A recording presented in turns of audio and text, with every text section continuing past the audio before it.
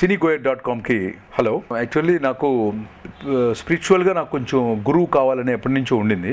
నేను హిమాలయస్ వెళ్ళటం, చాలామంది గురువుల్ని కలవటం, ఇక్కడ తమిళనాడులో, కేరళలో, కన్నడలో. సో నాకు ఎక్కడో జీర్ స్వామి గారు కొంచెం కనెక్ట్ అయ్యారు. కొంచెం మోర్ ఫెయిర్. ఆయన ఒకే ఒక విషయం చెప్పాడు. అప్పటి నుంచి నాకు చాలా గురువుగా ఫీల్ అయ్యాను అనమాట. అందరు స్వామీజీలకి చాలా ప్రాపర్టీస్ ఉంటాయి, ట్రస్ట్ ఉంటుంది, చాలా చాలా వాల్యుబుల్ థింగ్స్ అన్నీ ఉంటాయి అన్నమాట. ఎంటైర్ ఫ్లాష్ బ్యాక్లో కానీ ప్రజెంట్ కానీ చాలామందిని చూశారనమాట. సో ఈయనకి బ్యాంక్ బ్యాలెన్స్ ఉండడం కానీ అట్లాంటివి ఏం లేదు. ఆయన ఏమైనా అనుకుంటే నలుగురు వచ్చి హెల్ప్ చేస్తారు, ఆ వర్క్ చేస్తుంటారు అనమాట. సో ఆ టైంలో నాకు ఒకసారి ఇంటర్వ్యూ చేసినప్పుడు ఆయన్ని, అదే కంచి కామకోటి పీఠాధిపతి ఇన్ని వేల కోట్ల రూపాయల ఆస్తులు ఉన్నాయి అనే ఏదో జరుగుతున్నప్పుడు మీకెంత ఆస్తి ఉంది అని అడిగారు అనమాట ఆయన్ని. How much you have the property in your trust అని చెప్పని ఎంటైర్ ఇండియా మీడియా అడిగినప్పుడు ఆయన సమాధానం చెప్పాడు. అది బాగా నచ్చింది నాకు. ఆ సమాధానం ఏంటంటే, అసలు ఈ భూమండలంకి ఓనర్ నేను, నాకంటే రిచెస్ట్ పర్సన్ ఇంకెవరు లేరు, ఎంటైర్ ఈ గ్లోబే నాది అని చెప్పాడు అనమాట. సో ఈ యొక్క యావత్ భూమండలాన్నే తన ఓన్గా చేసుకొని అందరం బాగుండాలి అనుకునే వ్యక్తి నాకు తెలిసిన నాలెడ్జ్లో జిఆర్ స్వామి గారు ఒకరు అనమాట. అందుకోసమని చెప్పని నేను ఆయనతో ట్రావెల్ అవుతూ, ఆయన యొక్క బ్లెస్సింగ్స్ తీసుకుంటూ ఏ పని చేస్తున్నా కూడా రెగ్యులర్గా ఆయన స్పిరిచువల్ క్లాసెస్కి అటెండ్ అవుతూ, టీవీలో వచ్చి ఆయన ప్రవచనాలు చూస్తూ నేను నా లైఫ్ దీన్ని అట్లా మిక్స్ చేసుకున్నాను. ప్రతి మనిషికి ఒక గురువు అనేవాడు తప్పకుండా అవసరం అవుతాడు. ప్రతి పనిలో అవసరం ఉంటాడు గురువు. కొంతమందికి ఎవరు లేకుండా కూడా గాడ్ బ్లెస్డ్ సోల్స్ కొంతమంది ఉంటారు, అంటే వాళ్ళంతా మహర్షులు, ఇప్పుడు ఎవరు లేరు. సో ప్రతి మనిషికి ప్రతి పనికి ఒక గురువు అవసరం అన్నమాట. సపోజ్ ఒక 2 వీలర్ నేర్చుకోవాలంటే ఒక గురువు కావాలి, ఒక 4 వీలర్ నేర్చుకోవాలంటే ఒక డ్రైవింగ్ చెప్పినోడు కావాలి, ఒక ఫ్లైట్ నేర్పించాలంటే ఒక గురువు కావాలి. వితౌట్ గురువు మనం ఏమీ చేయలేమన్నమాట. సో మంచి పనికి చెడ్డ పనికి కూడా గురువు అవసరం అవుతాడు. సో ప్రతి మనిషికి ఒక గురువు అవసరం, ఒక గైడ్ అవసరం, ఒక ఇది అవసరం. మీరు అడిగిన ప్రశ్నలోనే చిన్న ఫ్లా ఉంది మేడం. అందరికీ వయసు పెరిగిన తర్వాత రిటైర్మెంట్ అప్పుడు వస్తుంది, మీకు ముందెందుకు వచ్చింది, మీరు ఎందుకు ఇలా ఉన్నారు అనే ఆ ప్రశ్నలోనే చిన్న తప్పు ఉందన్నమాట. సో నేను చిన్నప్పటి నుంచి నేను గురుకులంలో చదువుకున్నాను, చాలా గురుకుల్లో చదువుకున్నాను. నేను ఎర్లీ మార్నింగ్ 3:30 లెగటం అనేది నాకు ఒక 5th, 6th, 10th ఇయర్ నుంచి నాకు అలవాటు అయిపోయింది అనమాట. It is a part and parcel of my సంస్కృతం, వేదాస్, ఆల్ దీస్ థింగ్స్ నాకు చిన్నప్పటి నుంచి అలవాటు అయ్యాయి.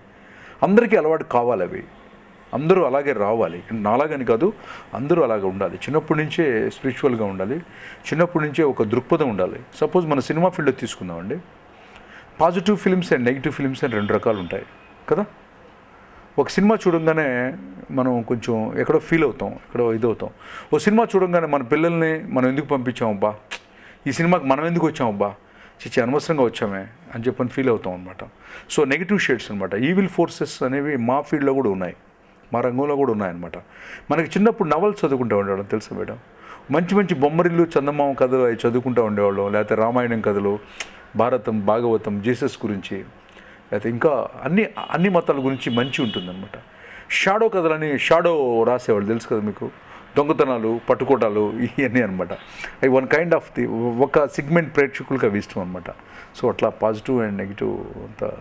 మై మదర్, నా చిన్నప్పటి నుంచి మా మదర్, నేను చిన్నప్పటి నుంచి గురుకులంలో చదువుకున్నాను చెప్పాను కదా. ఒక కృష్ణానది ఒడ్డున ఒక శ్రీరామ రూరల్ కళాశాల అని చిన్న గురుకులంలో చదువుకున్నాను. సో మా గురువులు ఆధ్యాత్మికంగా ఉండేవాళ్ళు. మా ఇంట్లో ఎన్విరాన్మెంట్, మా గ్రాండ్ ఫాదర్ కానీ, మా ఫాదర్ కానీ, మా మదర్ కానీ నిత్యం పూజలు, నిత్యం గుడికి వెళ్ళటం, గుడికి వెళ్ళి బొట్టు పెట్టుకోకుండా ఉంటే అదేదో పెద్ద తప్పులాగా అనిపించేది అనమాట మాకు. ఇప్పటికి కూడా మా ఫ్యామిలీలో ఎవరైనా కూడా బొట్టు లేకుండా ఉంటే, నాకు లేకపోయినా కూడా ధన్మని తీసుకొచ్చి మా మమ్మో, నా వైఫ్, నా పిల్లలు అలా పెట్టేస్తారనమాట, పొరపాటున ఇక్కడ చెరిగిపోయినా కూడా.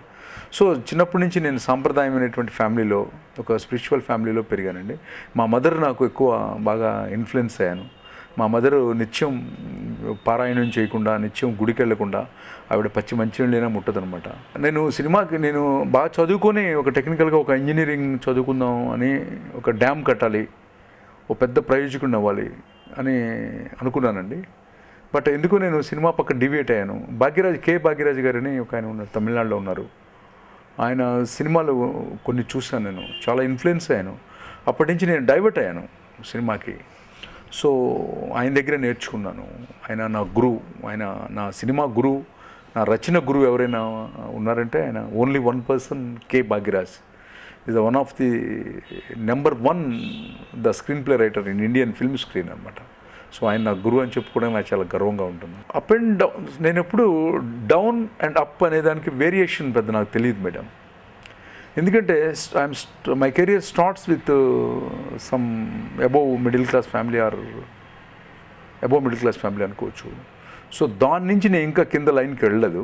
బట్ కష్టం వచ్చినా కూడా నేను చాలా అంటే చాలా పాజిటివ్గా తీసుకుంటాను అనమాట. So it is a part and parcel of the మన లైఫ్ అనమాట. మనం గత జన్మ ఏంటో దాని రిఫ్లెక్షన్ ఇదనమాట.